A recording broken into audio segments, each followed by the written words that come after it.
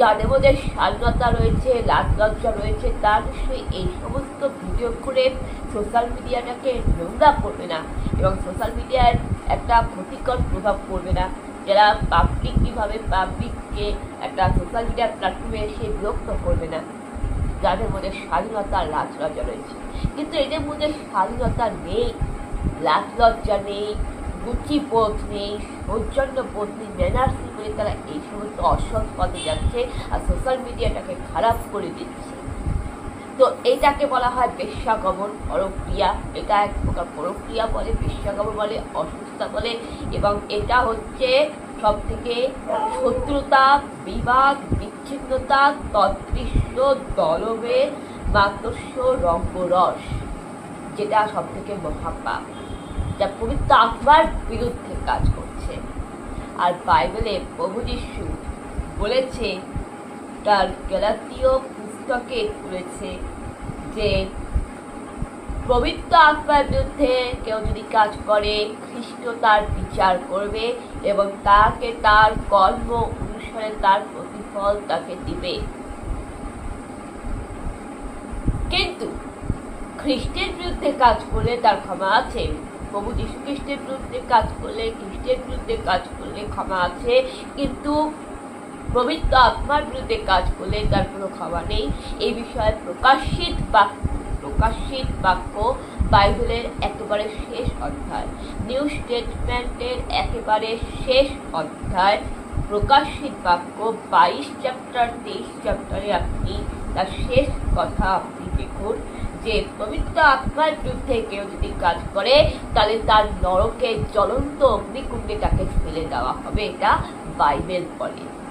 পবিত্র আত্মার বিরুদ্ধে যদি কেউ কাজ করে, পবিত্র আত্মার বিরুদ্ধে যদি কেউ কাজ করে, লেখা আছে বেশ্যাকামীরা, যারা সমকামিতা, মানে নারীর সাথে নারীর প্রেম, পুরুষের সাথে পুরুষ প্রেম, সমকামিতা যাদের রয়েছে, যারা বেশ্যাকারী, যারা পরক্রিয়াকারী, যারা নরঘাতক।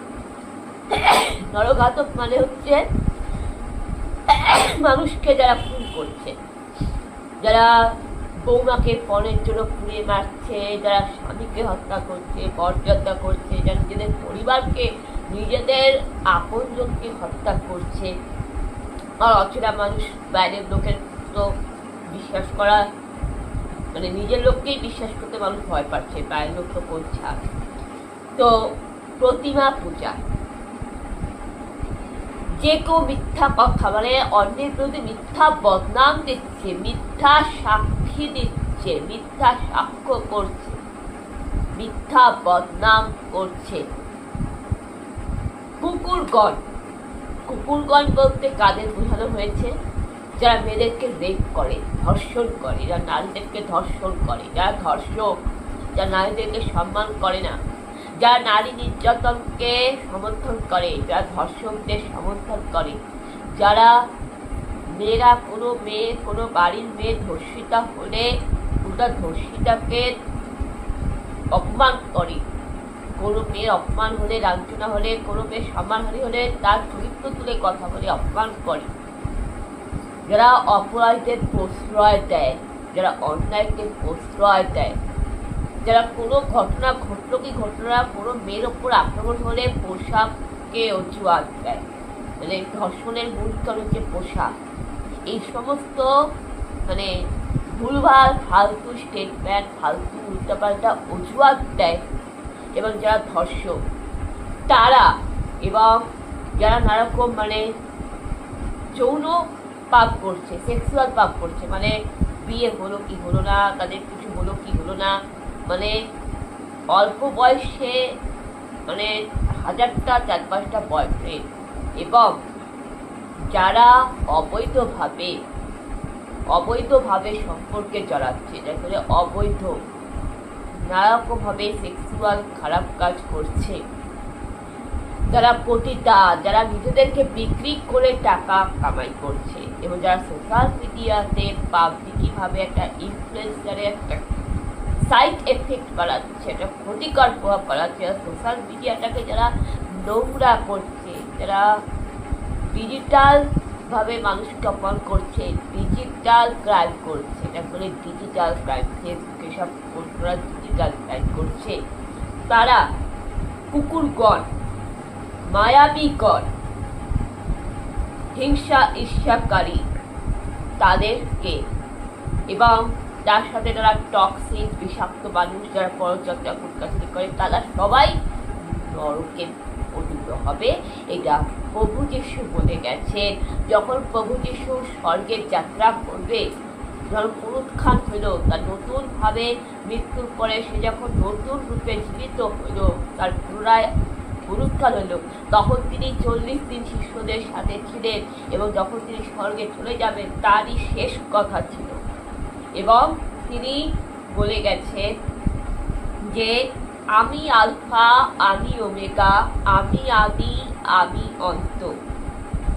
ধন্য যারা যারা নিজেদের আপন আপন পরিচ্ছদ ধৌত করে, নিজেদের হৃদয়টাকে পরিষ্কার রাখে, যারা পবিত্র আত্মার বিরুদ্ধে যায়নি, যারা পবিত্র আত্মাকে সম্মান করে, যারা এই সমস্ত খারাপ রাস্তায় যায়নি, যারা সৎ, যাদের মধ্যে রুচিবোধ রয়েছে, স্বাধীনতা রয়েছে, এই রাজলজ্জা রয়েছে, যারা ভালো শিক্ষিত সৎ পথে চলে, তারা ধন্য, যেন তাহারা জীবন বৃক্ষের অধিকারী হবে, বাইবেলের অধিকারী হবে এবং সকল দ্বার দিয়া ঈশ্বর নগরী অর্থাৎ স্বর্গ রাজ্যে প্রবেশ করবে।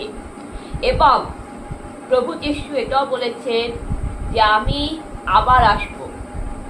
মানে আবার আসবে মানে কি? তিনি তো একবার পৃথিবীতে এসেছেন, একবার পৃথিবীতে এসে আমাদের পাপের বোঝা কাঁধে নিয়েছেন ক্রুশে এবং আমাদেরকে পাপের হাত থেকে মুক্তি দিয়েছেন। এবং তিনি বলেছিলেন যখন তাকে ক্রুশে ঠোকানো হচ্ছিল, বলেছিলেন ঈশ্বর এরা কি করছে, যারা তাদের ক্ষমা কর।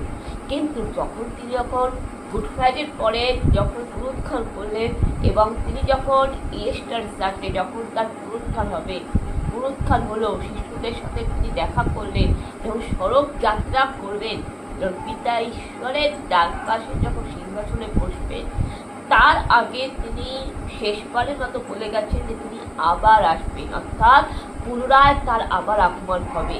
তখন তিনি একজন জাস্টিস, একজন বিচারক হিসাবে আসবেন এবং প্রত্যেক মানুষকে তার কর্ম অনুসারে প্রতিফল দেবে। আর এই কর্ম অনুসারে প্রতিফল গীতাতেও লেখা আছে, বৈদিক শাস্ত্র লেখা আছে। কারণ বিশ্বাস করি ধর্মের কল বাতাসে নড়ে। আর আমি যদি কোনো অন্যায় করি তার শাস্তি আমি পাবো, আপনি যদি কোনো অন্যায় করেন তার শাস্তি আপনি পাবেন। প্রত্যেকটা মানুষ তার কর্মফল ভোগ করবে। এই জন্মে না হলেও বড় জন্মে সময় প্রকৃতি একদিন মানুষের তার কর্মের জবাব দেবে। কেউ যদি ভুল কাজ করে, অন্যায় করে, সে তার সঠিক জবাব পাবে।